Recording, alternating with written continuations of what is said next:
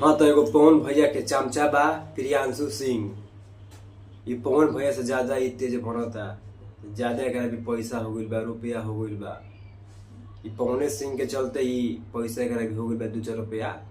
तो नया नया धनी जोन बनेला न ओकर पहिला के देखो ओकर रंग। इस सरवा के नया नया पैसा आइल बा तो बहुत फेसबुक पर पोस्ट चलता पवन भैया के बारे में खराब खराब। अरे सरवा तनी जनतो के तनी मनी बतिया सुन ले, जानता का कहत। अरे सरवा हम तो रोज तोर पोस्ट देखी ना और तोरा गरियावत हंस सरवा कि पवने भैया से तो रोजी रोटी गार चलता रे प्रियांशु सिंह माधर चौदवा। पवन भैया तोरा के ना दिहनु तोर गानो ना मराई, गानो तोर ना धोवाई रे सरवा, तोर स्टूडियो चली रे माधर चौदवा।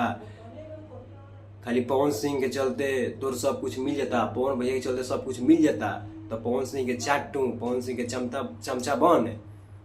जानता के नजर में तू गिर गइल प्रियांशु सिंह, पवन सिंह गिर गइल बारे, सब कोई गिर गइल बा। ठीक ना, पावर स्टार मौगा स्टार हो गइल बारे पवन सिंह। ठीक ना सरवा अभी तो तनी मनी इज्जत में रहस, मेहरारू की इज्जत करस। ठीक ना दस मेहरारू के चलते महाभारत भई रहे रे। धनुष उठावे वालू श्री कृष्ण जी समझो, बांसुरी बजाए वाला कृष्ण जी धनुष ना उठेते। ठीक ना तो इस तरह मेरी सबक सीख, महाभारत ले सबक सीख। तोरा से बर बर उमे राजपूत रहन। ठीक ना सरवा तनी सीख ले, अच्छा ले महाभारत जाके देखा भी रे प्रियांशु सिंह माधर चोर।